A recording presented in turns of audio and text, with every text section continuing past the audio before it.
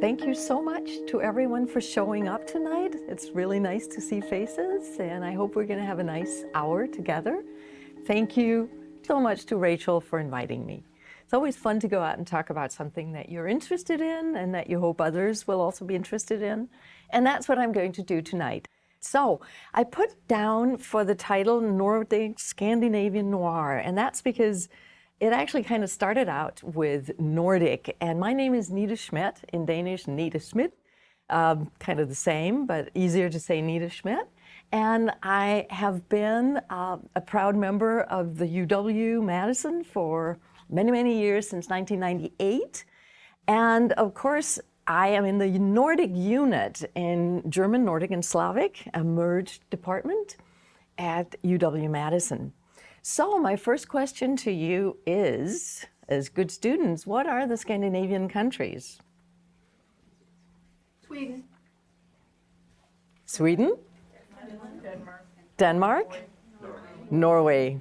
Good job. Denmark, Norway, Sweden. And what are the Nordic countries? Ooh, silence. Somebody said Finland? Yes, please.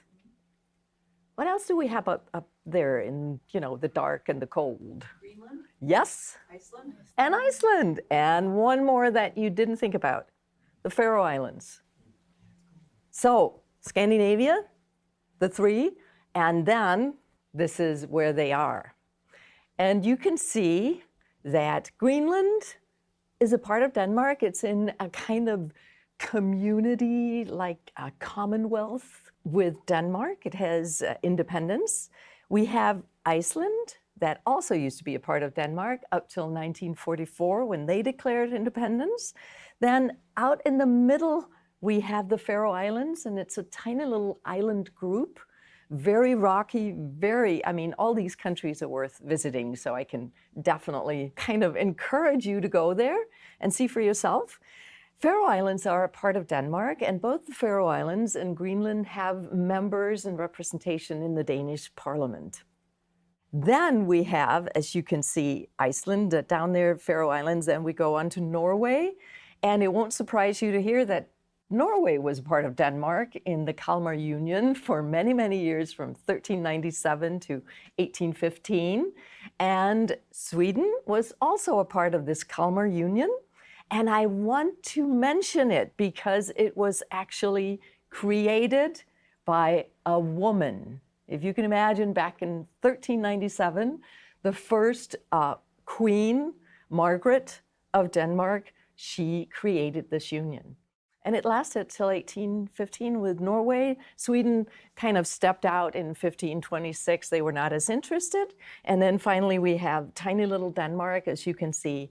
That's where I'm from. I put Aarhus, the second largest city. That's my native town. And it's about, a little bit bigger than Madison, about 375,000 people. And still the second largest, and the largest, of course, is Copenhagen. So if you find me to be a little prejudiced in my talk about Denmark, then that's why. I was born there and lived there for many, many years, and then I married my wonderful American husband, and then we started traveling a lot back and forth, and in 1998, we decided that it was worth a shot, and I got the job in Madison, and we moved over here, and the rest is history, and we just kind of stayed. And we have 5 kids, and 2 of them are still in Denmark and 3 in the US. So that's kind of my background story. And I've taught at various institutions, the University of Aarhus and junior colleges in various places, also in the US and Massachusetts. But definitely University of Wisconsin-Madison is my home, so to speak. This is what you're looking at. And what are we going to be doing today? Well, we're going to be talking about a lot of the background for why Nordic noir became a phenomenon. Primarily in 2005, when Stieg Larsson's, the book in Swedish, The Girl with the Dragon Tattoo, or the Swedish title, Men Who Hate Women, when that hit the scene. because that was a revival of this phenomenon called Nordic noir or Scandinavian noir. But we're also going to be talking about the whys and wherefores. Why, from these countries, did we have this phenomenon of murder mysteries and so on? In other words, you can start by asking yourselves, well, are they crime-ridden countries? No. And that's what I'd like to go through with you, a little bit of the background, the cultural background, and also the background for crime stories per se. A little bit about police, and then moving into the phenomenon itself. And I want to share with you some of the authors that I really like, some that I don't really like, and try to give you an idea of where you may go if you want to just pursue reading these books. And like they said, if you have really pressing questions, just jump in there with them, but otherwise, please keep them till the end because I can always repeat questions. So my first question was crime in these Scandinavian countries. So I've been doing a lot of searching here for statistics, and as you can see at the bottom line, that was the latest I could get. No, not really. Homicide in Scandinavia compared to the US is very minimal. I chose here Denmark, Finland, Norway, and Sweden. Those were the easiest to find. But I can still remember when a homicide happened in Iceland and the president called the family of the bereaved to give her personal condolences. And you're thinking, oh, okay, so it's not something that happens every day. It is something that makes the headlines of the newspapers.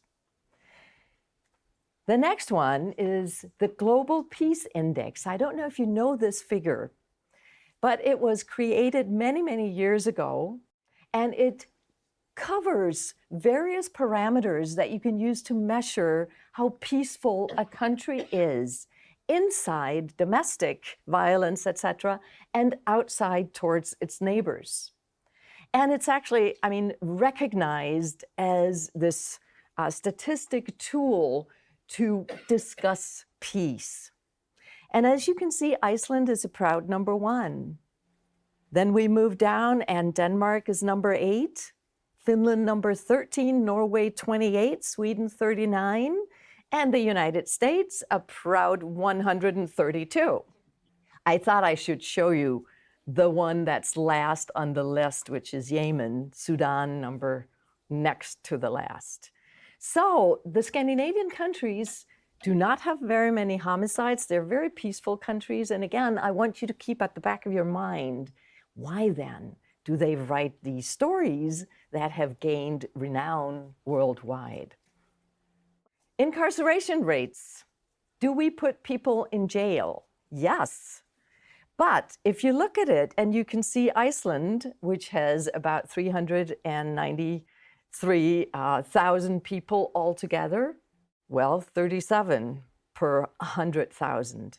Finland has 5.62 million, and these are the latest, again, the latest figures I could find, 51 people per 100,000. Norway, 57, a country of 5.59, and then you look at Denmark, and it's so similar to Wisconsin. I hope you know that Wisconsin has 5.9 million inhabitants. Well, so does Denmark. So we have 72 incarcerated per 100,000 and Sweden 74. The reason for this is that the philosophy behind putting people in jail is that they need to be re-socialized, they need to be re-entered into society as full members, and we need to get them out as soon as possible. If you are sentenced to a life sentence in Denmark, it is 16 years. And that would be in case of homicide, murder, something that is pre-planned, that would be 16 years in jail. And you'd get out after 12 with good behavior. So as you can see, the emphasis is on socializing people, getting them back into society, getting them to function.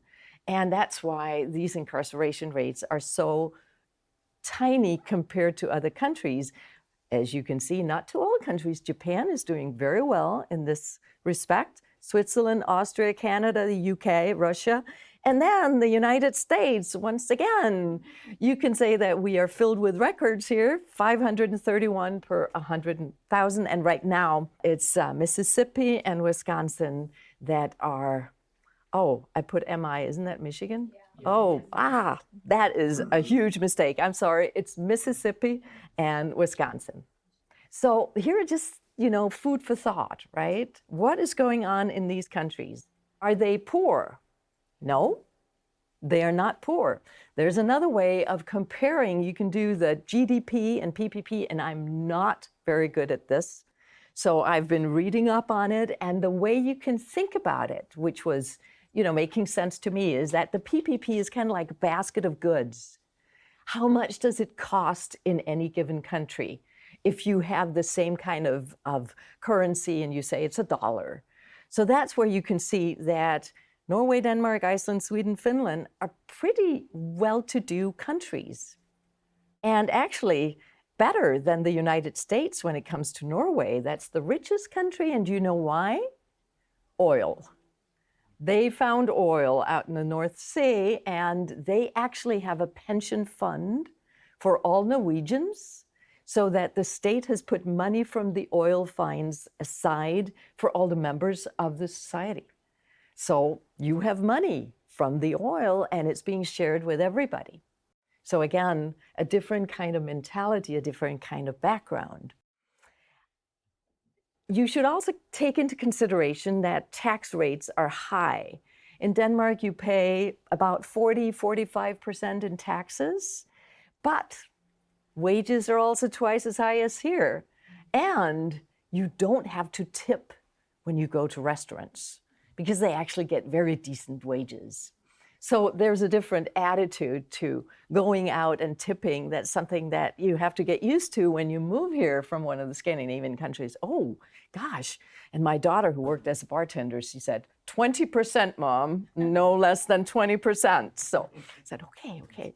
So that's when I learned. But as you can see, they have good purchasing power, and they are doing very well. So let's move into a different aspect. This was just figures for you to think about. Okay, these countries are well functioning. So what happened to start this trend of let's have crime stories, let's have them written down? Well, as you can imagine, in order to do that, you have to have two elements. You have to have some criminals, and you have to have somebody chasing those criminals for some reason or other. And it started in France with the Connétabli in 1337. And they were actually trying to keep highwaymen off the roads so you could travel around peacefully. So that's how the police force started around the world. This is interesting.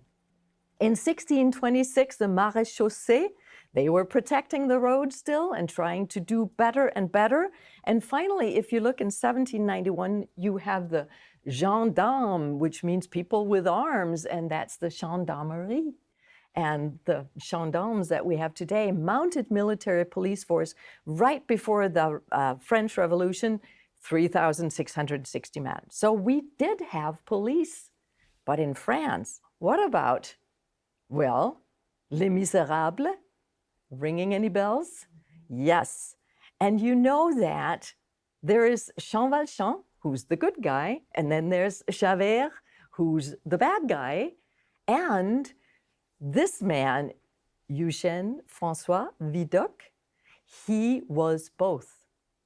He started out a criminal, and then at some point he thought, no, I'm going to be a police officer instead, and changed his destiny. And he is the model for Victor Hugo's both of those characters, Jean Valjean and Javert in Les Misérables. And so he published his memoirs. He didn't write them himself. He had a ghostwriter. But the famous sentence, a lot of it was totally made up, just total fiction. I am Vidocq and I arrest you. So that's how he became famous. Some detectives always have that, now, what is my line here? Edgar Allan Poe, I'm sure you know him as well. And he started what can even today be called the modern detective story. I don't know if you ever read his first story, Murders in the Rue Morgue. Oh, I can so recommend it. It is so different from anything you would read today. The first 2 pages are about the difference between playing chess and checkers. And you get completely lost and you think, is there a story here? And that's just his philosophizing about how, you create a crime and what the motives can be. So it's fascinating. And then you move into a story that is completely different from anything you've ever read. And he introduced C. Auguste Dupin, the first brilliant detective. In the first 3 stories, I just took The Mystery of Marie Roget, and then The Purloined Letter is the third one. But he was the one who showed us that when everything else doesn't make sense, you just have to use your reason. Then you will find the answer.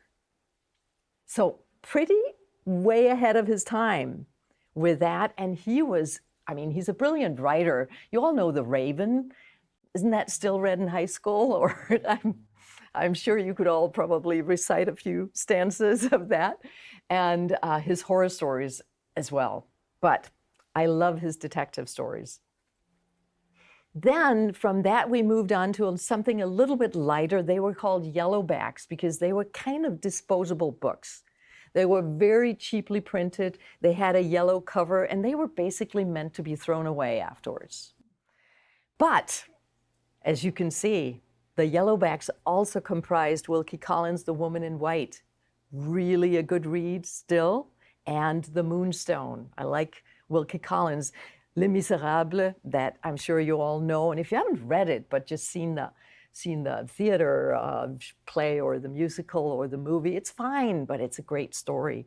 And of course, Charles Dickens also jumped on the wagon with The Mystery of Edwin Drood. So these were lightweight detective stories. They were considered lightweight at the time. But at the same time, we see the emergence of police force, first in London, and then Boston was second. After that, the New York City. And we have detectives a little bit later, and the CID, you have Charles Vincent, I love that picture, but I love this one, the Criminal Investigations Department, and the caption to that picture, CID officers cunningly disguised as dockers during an investigation into drug smugglers at Limehouse docks. And I just love that. So I had to share that with you. Okay, then you see them in their normal clothing on the other picture. Okay, so here they're very cunningly disguised. So criminal investigations, they're your detectives. We're getting closer to that. And from Edgar Allan Poe, the next great person that you all know, I know, Sir Arthur Conan Doyle. Actually, he's always called Conan Doyle, but Conan is part of his first name. So there's a little bit of discussion about where that came from. Sherlock Holmes. If you haven't read any Sherlock Holmes, you've probably seen Benedict Cumberbatch as Sherlock Holmes or others portraying it. Basil Rathbone was the first. One of my favorites, The Hound of the Baskervilles from 1902. And Sir Arthur Conan Doyle was an amazing man. He made the pattern for the great detective. Very arrogant, as you can see, omniscient, self-absorbed drug addict. But also a wonderful person, of course, when it comes to reasoning and solving crimes and puzzles that nobody else can solve. So Arthur Conan Doyle was absolutely amazing in this respect. He was also much more than Sherlock Holmes. And the funniest thing of it all about Arthur Conan Doyle is the anecdote that he's actually a doctor. He's a doctor who turned into an ophthalmologist, started a practice as a doctor, no patients, no money. Oh, let me write another Sherlock Holmes story. Ophthalmologist, no patients, no money. Let me write some more Sherlock Holmes. So if he hadn't been a doctor without patients, we probably wouldn't have had Sherlock Holmes. So he's a fascinating character to read about.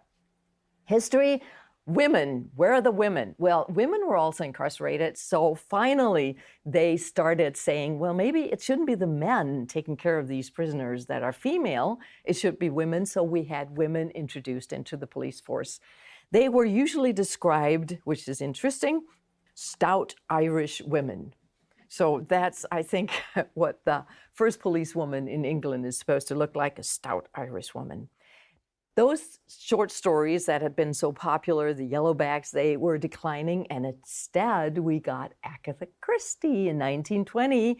Of course, we also had the Roaring Twenties and the World War, first the first, and then prohibition of alcohol. So a little bit of history in there that also was an inspiration for the writers, and we come to the Golden Age.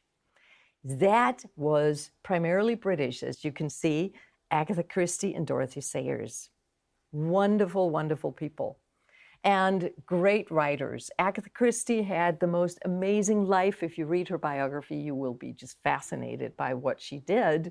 And she still has The Mousetrap running, her famous play where you cannot say who did it to anybody.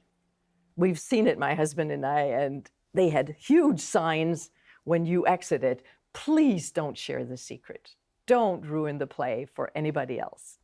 Agatha Christie also did a little different approach to the detective, the classical detective story, right? But now we have clues, puzzles, timetables, and we have a great detective with reason and deduction, rules, the bourgeoisie.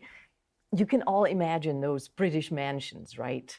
And then all the suspects gathered in one room, and then the detective facing them and saying, I know which one did it. I mean, there's your story, right? Hercule Poirot, the Belgium, and Miss Marple were her most famous ones. Dorothy Sayers actually didn't really want to write crime stories either, but did it just for fun. She taught herself old Italian and translated the works of Dante. That was what she really wanted to spend her time doing. But in between, she could throw out a few Peter Wimsey books. So she was an amazing writer. Jean Simenon, another Agatha Christie, and, not another Agatha Christie, Jean Simenon, a French writer who at the same time invented Inspector Maigret. So those were the three big ones in the Golden Age. British. What did we have in the US? Hard-boiled, of course. And it has to be Humphrey Bogart, you can imagine. Who else would you say is the hard-boiled crime fiction? Hammett, Dashiell Hammett, and Raymond Chandler. Dashiell Hammett with Sam Spade, Raymond Chandler with Philip Marlowe. And a pulp magazine, which means it was really cheap, very cheap paper. But they started the dark side of society, as I said, the criticism of the US at the time. We are, as you can see, in the late 20s into the 30s, and all of a sudden we got a much darker approach. Not that cozy English kind of mansion sensation of, ooh, we're all a little bit upper class and now somebody did something horrible. Here we have really dark and very rainy books sometimes. You feel almost wet when you're reading them because it's raining all the time and you think, what are they doing? Well, they're solving serious crimes. So the omniscient and arrogant detective, he was out of there, and we had darkness. And the darkness leads me to police force. We have a police force that's very strong in the US. And I usually tell my students that I go to Denmark for about 3 months in the summer. I see maybe 3 police cars if I'm lucky. You know, oh, Larry, did you see that? There was a police car. It's kind of something you mark, a notch in your belt. You know what it's like in Madison? You're outside for 10 minutes and there's your first police car of the day, right? So it's a very, very different situation. So I thought you should also hear about police forces in our 3 Scandinavian countries. It started in 1241 in Denmark with the law of Jutland, where the king was the police. Denmark is the longest standing constitutional monarchy in the world. Constitutional monarchy.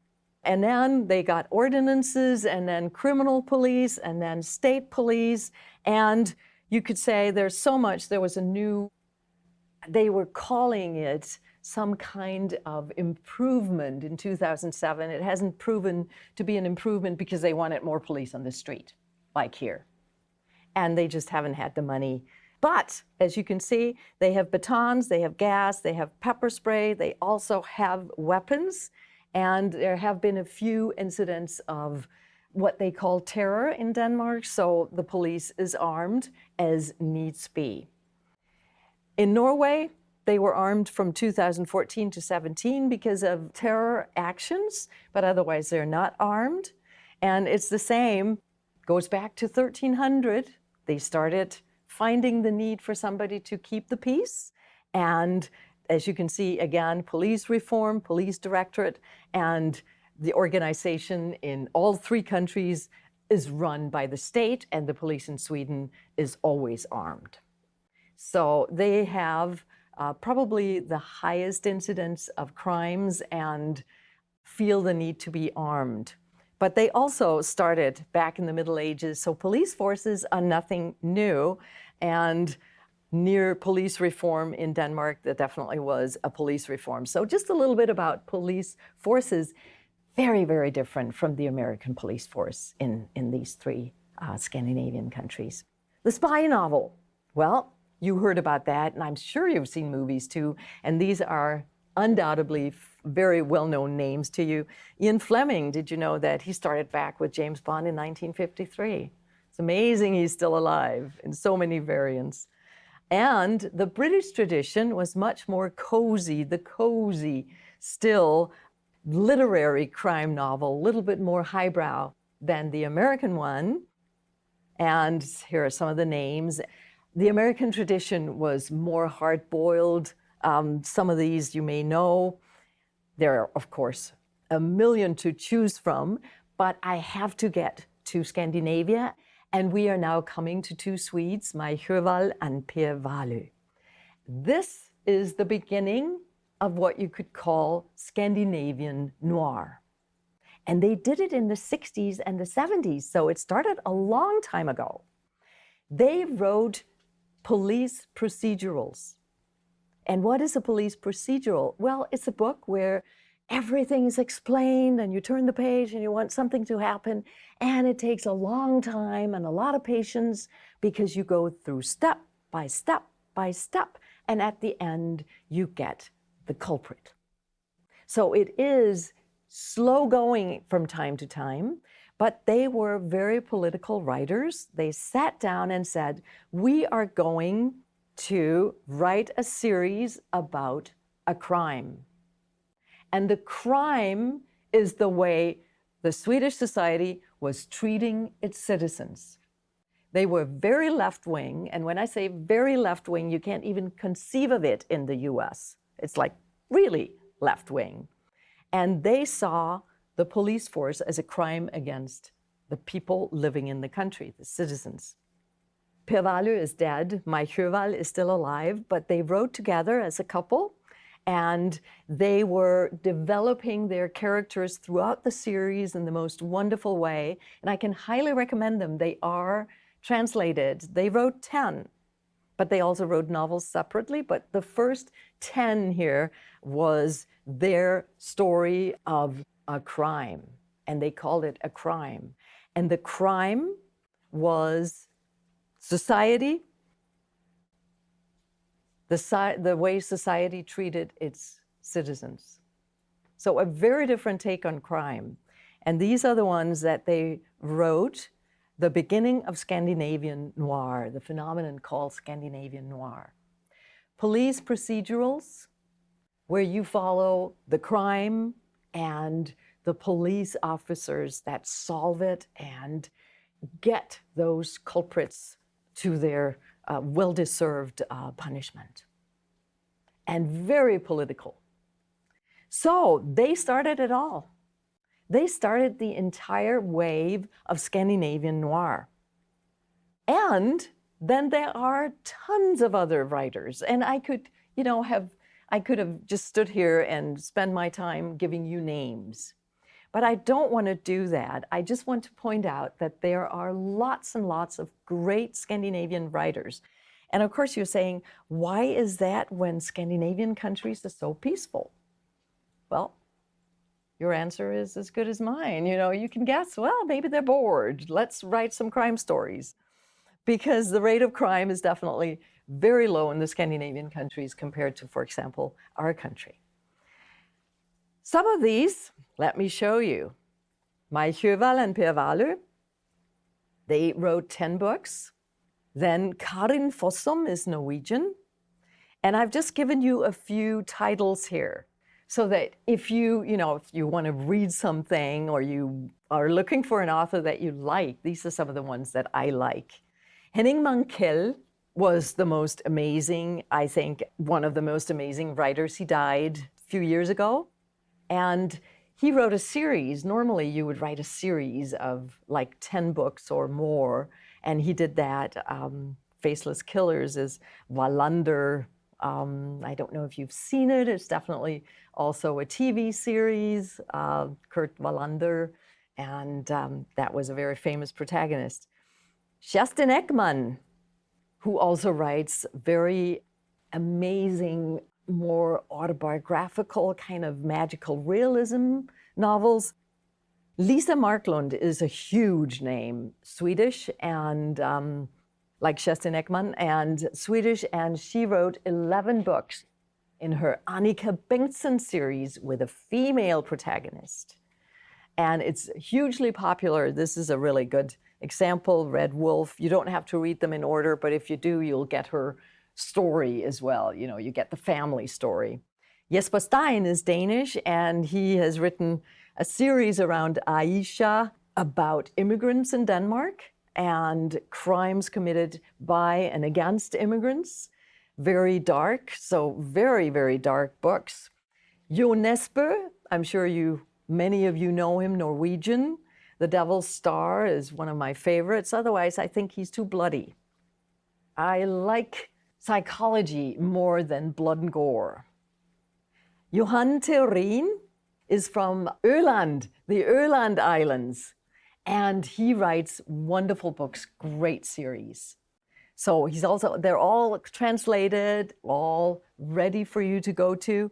And Arnaldur Indriðason is from Iceland. Go for it. So many books, so many things to read. So what happened? Well, of course you all know Stieg Larsson. And I've chosen to talk about 2 authors today because I can't talk about them all. But I can certainly, I hope, whet your appetites so that you can say, ooh, I would love to read some more. So in April 29, 2009, and this is absolutely a ways after he died, because he died in 2005 from heart attack, very suddenly, very unexpected. He had just submitted 3 manuscripts. The 3 original Girl with the Dragon Tattoo books, and then he died of a stroke. You know, it's really interesting when you read about it because it's described as if, okay, he had an office which was up on the 7th floor and he walked up because the elevator wasn't functioning and then he fell down. He was a chain smoker, so he was not living the healthiest of lives, and he was an incredibly active person trying to do so many good things and writing and working nonstop.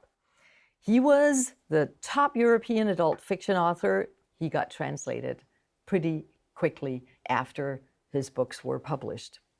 And as you can see, 13 of the top 40 authors were writing in English. Henning Mankell, Lisa Marklund, Jan Guillou, and Jens Lapidus, and they're all writing really good crime stories. So you can just start looking for Scandinavian crime writers and you are home. The Girl with the Dragon Tattoo, 2005, also seen as a postmodern crime story. And what do I mean by that? Well, it's a story that is fragmented. It's a story that includes reality and that has a lot to do with the society that surrounds us and is very critical of that. Stieg Larsson himself was a very interesting person. How interesting? Well, his books have sold more than 100 million copies. 100 million? Could you imagine? Could you even begin to imagine? Well, journalist, author, communist.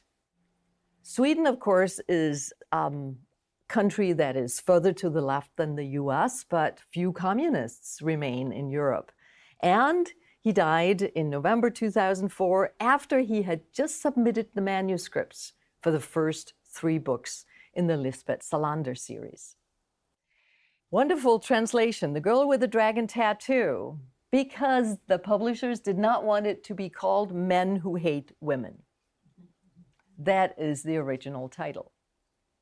They said, no, that won't sell. But it is about men who hate women. And then we had Lisbeth Salander, the girl who played with fire, the girl who kicked the hornets' nests, and they were all 3 developed or given to the publishers at the same time, right before he died. So quite a tragedy that he didn't get to really benefit from all these, wonderful reactions to his books. They got his heirs, that was his father and his brother, and his common law wife was pushed to the side, pushed to the other side, didn't get anything. So that was very sad. They'd been living together for 32 years. So that's a very sad kind of side story. She's written about her years with Stieg Larsson and talked about it. David Lagercrantz, he continued the story, hired by the family, the father and the brother, to make them more money. And he did that. And then Karin Smirnov was the one who was hired when he kind of got tired and said, I want to write something else. There's, very divided opinions about these kind of sequels, because Stieg Larsson had set out to write 10 books. Like Henning Mankell, like another man we'll talk about later, 10 seems to be the kind of golden number. But of course, he never managed to do that, so that was very sad. But he was a fascinating character because he was a real-time activist, struggled against racism, right-wing extremism. He had grown up with his grandfather. His parents were too young to take care of him, and his grandfather actually spent World War II in an internment camp because he was a Marxist. I mean, if he had been in Germany, he would have been killed, but he was in Sweden, so he was just put in a camp. And then Stieg Larsson took up that activism, and Expo magazine was a magazine that was exposing crimes in society, real crimes in society. So he knew about what he sat down to write. And he was living with Eva Gabrielsen, who did not inherit him, for 32 years and under constant threats because he was just too good at exposing what was going on, neo-Nazism, etc., in Sweden at the time. He was also a workaholic and a heavy smoker, and he was writing the Lisbeth Salander series at night after he was done with his regular job. So there's also been speculation that he simply ruined his health. But The Girl with the Dragon Tattoo, the first one, Swedish society and business fraud, you went up to the higher levels of society here. Serial murder, feminism. He was an ardent feminist, the writer, Stieg Larsson. Investigative journalism, corruption, moral bankruptcy, you name it. Have any of you read The Girl with the Dragon Tattoo? Some of you have, yeah. And of course, it was also turned into a movie. 3 Swedish movies. Please watch the Swedish movies. 1 American version, okay, but not brilliant. But the 3 Swedish movies are brilliant. And there are subtitles, don't worry. So go for it, it's definitely worth it. And the moral bankruptcy of big capital, of course, since Stieg Larsson was kind of very left-wing, he wanted to expose that, and he did. He managed to do it. And also show the right-wing extremism, the neo-Nazis. in Sweden at the time. We probably all think about Sweden as this incredibly peaceful, progressive country, but they have a lot of issues and they have a lot of problems with immigrants, etc. And he was talking about this. He was really attacking everyday problems. So he was so popular after that. And I was lucky enough to have a visit from one of his friends who came and talked about Stieg Larsson and their friendship and how he started writing a book. And it was basically because he and Eva Gabrielsen, they were on vacation and she was going nuts because he was walking around in circles, didn't know what to do. She was writing a book about architecture. And finally she said to him, do something, write something, focus and do something to get out of my hair. And he said, oh, I've written all these little pieces of paper, with kind of themes. Maybe could you take a look and see if one of them appeals to you? And she said, sure, just to get him out of that living room. And then he started writing The Girl with the Dragon Tattoo. So it was totally random. So if you've ever read the book, you'll notice that the first 80 pages are kind of scattered all over the place. And then all of a sudden, whoo, that's when the action starts and it gets really interesting.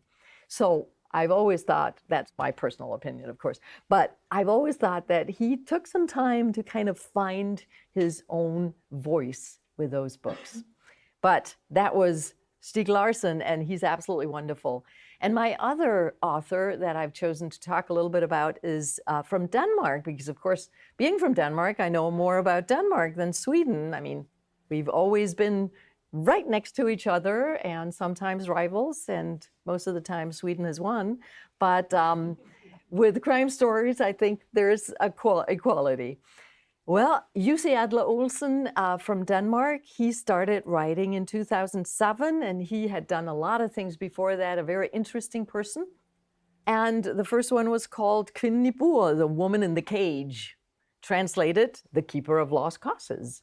You're thinking about those translations now. What are they doing? Well, they're trying to say the woman in the cage. Ooh, it sounds like some sadistic experiment. It's not really. Maybe it is. If you haven't read Jussi Adler-Olsen, go for it. It's really amazing. The Keeper of Lost Causes, and then, he went on with a number of stories, a number of books about this Carl Mørck detective, and he's called Carl Valdemar Jussi Henry Adler-Olsen.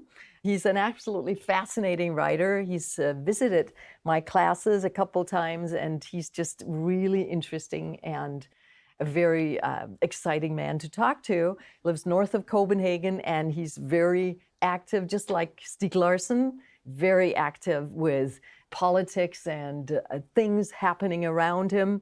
And as you can see, favorite Danish author, more than 27 million books so far. And of course, when I look up these numbers, it could be 50 millions right now. I don't know, because I found the 100 million about Stieg Larsson kind of randomly. So we know they sell a lot of books, and they are translated, and very good translations. So this is his books. Starts with The Keeper of Lost Causes, The Absent One, A Conspiracy of Faith, and as you can see, they're all translated. The Woman in the Cage, The Keeper of Lost Causes. What he did, he finished his series. He had, like our first authors, he wanted to write 10 books, and he did. Sjöwall and Wahlöö, they did the 10 books, and he finished it, and he said, I'm done. 2023.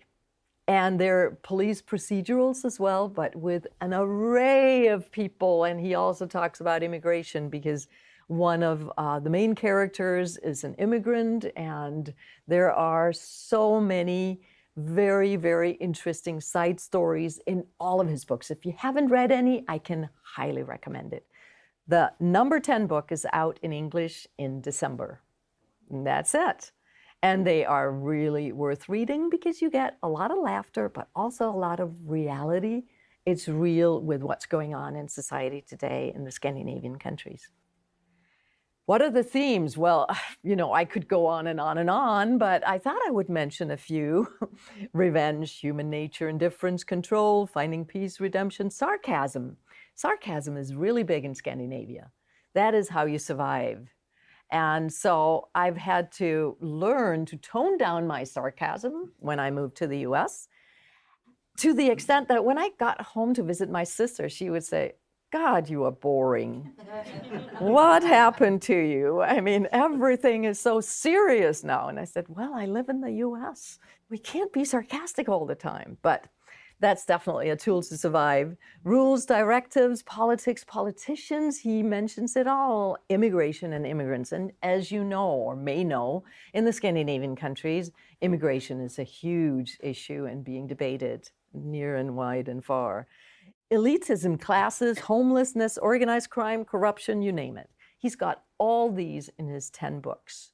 And at the same time, he's a perfectly wonderful, nice man that I never met Stieg Larsson. I just met his friend, but I've met Jussi Adler-Olsen, and he is a wonderful man, really nice, and a family man. And you think, where did he get it all from? Where does it come from when it comes out?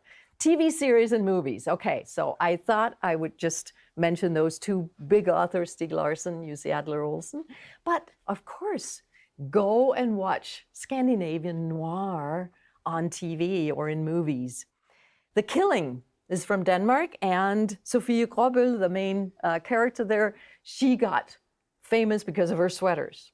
She was always wearing these Icelandic sweaters, home knitted. So everybody started knitting homemade sweaters, as you can imagine. And they're very warm, very nice, very pretty. Great series. The Bridge, Broen, that was a collaboration between Denmark and Sweden, because you might know that from Denmark to Sweden in 2000, they built a bridge. So you don't have to sail across. It was like 20 minutes sailing. Now it's just driving across, and right in the middle, ooh, the first crime happens. Ooh, now you have to see what it is. So very good series. And then there's Trapped from Iceland that I can highly recommend as well, because all of a sudden you realize, well, I've been to Iceland a couple of times, and it's definitely icy. And you think, wow, this is really good. The way they describe the environment and the people, an incredibly interesting mixture. And of course, you have movies. The Girl with the Dragon Tattoo, the Department Q movies, that's Jussi Adler-Olsen. So far, they've made 6. They call it Department Q. Kurt Wallander, numerous series. I don't know if you've seen Kenneth Branagh as Kurt Wallander. And The Snowman, Harry Hole, that's Jo Nesbø. So yes, lots and lots of movies or series that you can delve into and get caught up in. And it's interesting, and they're all subtitled. I don't know if any of them are actually dubbed, but I think most of them are subtitled, but that's not really bad. Now we get to the last section of my talk. Why is it that in these peace-loving, nice little kind of idyllic countries, we have all these? Well, welfare states. They're welfare states, which means that everybody's taken care of from cradle to grave. And yes, there are homeless people, primarily often because they prefer to be homeless, etc. And yes, you don't have to be homeless. You don't have to be poor. There is a social welfare system, welfare states. Boredom, maybe that makes you bored. You want something that's exciting. So these are all questions that you can ask yourself. And I've asked myself all these questions as I've been reading all these numerous stories. Work ethics. You work a lot, but not as much as here. You really do not want to work quite as much as in the US. Gender roles, much more equality. Women's roles. Denmark has a prime minister who's female, and Norway too. I mean, we have many more women in political roles than here. Of course, the thrill, the noir effect, that name that was invented, Scandinavian noir, Nordic noir. Yes, it's pretty darn dark. If you ever go to Greenland in the middle of winter, you don't see the sun, etc. Or Iceland, it's really dark. So you got to have something to do. Maybe write a book about Nordic noir. A sense of neatness, tidy countries. Yes, They're all very well organized from cradle to grave, and you pay your taxes, and you are registered, and you cannot escape to another state and just disappear. You are a known entity. So maybe they're bored, and that's why. But, okay, here is what it looks like in Denmark in 2024 with political parties. These are the parties that exist and are all in the parliament, 179 members. So there's a lot of variety, and you have a lot of choices. You can go left or right or in the middle, depending on what you want to do. They're welfare states with the folk home as the background, which means cradle to grave security. You are taken care of, and you know that the state takes care of you. So you do not have to suffer. Taxation is that great equalizer that enables the states to take care of you.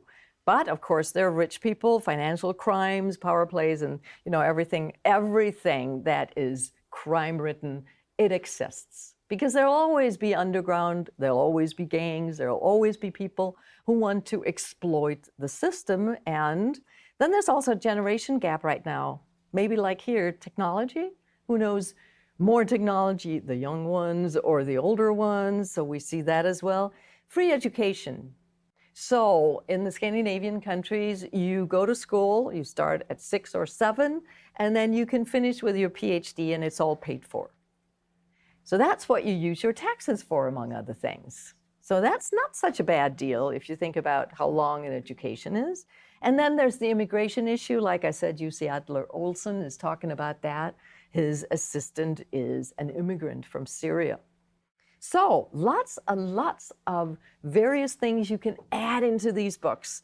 And for that, I just wanted briefly to mention that there was a real crime that created what was called the Muhammad crisis in 2005. And that was because 12 editorial cartoons actually depicted Muhammad, and for Muslims, that is a crime. And it created an uproar. And this was in Danish newspaper, Jyllands-Posten. And they said it was an attempt to contribute to the debate regarding criticism of Islam and self-censorship. Reprinted in more than 50 countries. And oh boy, did everything explode. And Denmark was definitely put on the blacklist, and the person who had drawn the best one, there was an attempt at his life and so on, and consumer boycott and burning of flags. And that is probably the biggest real crime during the time that these books have been written. And brings me to my next question. As you can see, I'm searching, why is it so popular? Why is it so good? Boredom. Are we that bored in Scandinavia? Yeah, maybe. We're so nice and middle of the road, and you are all pretty well educated and pretty well behaved, etc. So the thrill that you don't have in your real life, you can find in a book if you start writing it. Drudgery, yeah. Children, oh, you have childcare. So you're fine. You have money. Well-functioning, carefully planned lives. Does it sound boring? Does it sound relaxing? Marriages, happy or deteriorating, of course. So I thought I'd share the divorce rates with you. They're pretty astonishing, actually, when I looked them up. Lots of divorces. Lots of people who also live without being married. But so what is the reason for this? That's what I'm coming to. What about work ethics? Do we work as hard as in the US? No. No, they don't. As you can see, not really a 40-hour week. And they usually make twice as much as we do. But then they pay half of it in taxes. So I'm generalizing, as you can tell broadly. But yeah, so as you can see, I'm reaching, what are the answers to this popularity? Working above and beyond expectations? Yeah, maybe not. But the procedurals, the police procedurals, they kind of also incorporate the drudgery of everyday life. Then the immigrant workers, some people that work more, lots of social issues that can give food for thought. And gender roles, of course, is one of them. A lot of gender equality. They're feminine, according to Geert Hofstede, if you know his cultural dimensions. Women are in the workplace. Salary inequality still not in the public sphere, but in the private sphere. In the public sphere, there is equality. Maternity leave, 1 year, thank you, with pay.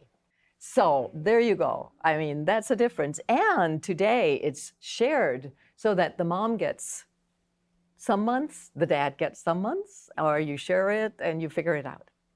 But actually, it's seen as an important thing to have babies, and the states feel that that should be rewarded. Leadership inequalities in the private sector, many, many more men than women. The glass ceiling, that's where you hit it if you are a woman in the private sector. Nurses, teachers, doctors, pedagogical assistants, guess what? Women still, yes, also doctors. Ministers, well, it's about 40% women, 60% men. So not so bad, especially not compared to the US. And immigrants have been an issue for a number of years and still is something that the countries are struggling to find that ultimate solution to. So what is the thrill?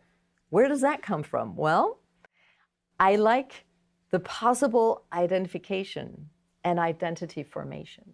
If you can identify with a character in a crime story, I think you find it really relevant and exciting, and maybe you can learn something from it.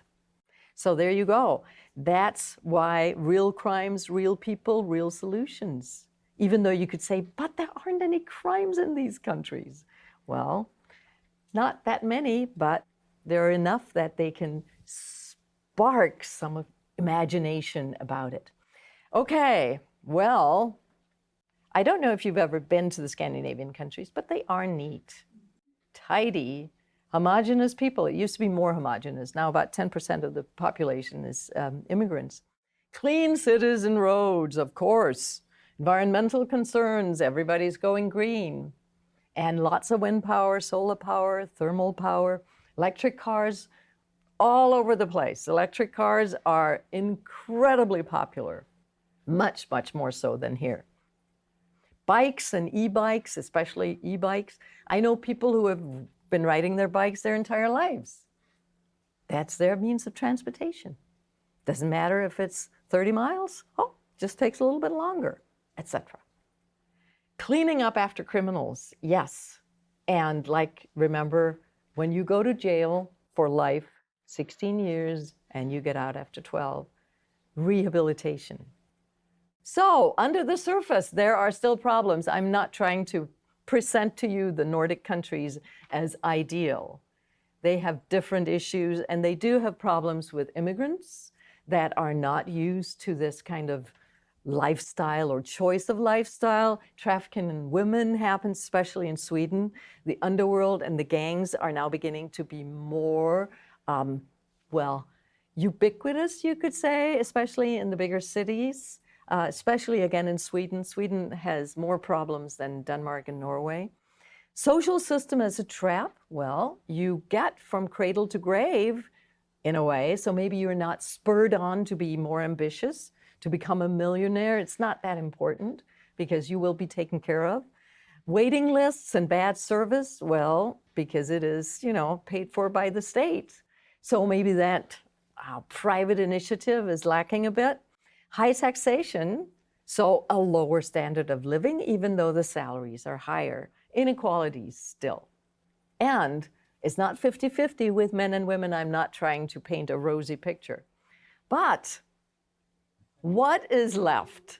I didn't want to end on that, oh my gosh, everything is horrible in Scandinavian countries. So here are some of my 9 grandchildren that are very nice. And hygge, of course, the ubiquitous concept everywhere. And you do a lot to hygge because winters are dark and long, and you light candles, and they can be electric candles or real candles, and you make sure that you have something good to drink, tea, and a good book, and some home-knitted socks, etc.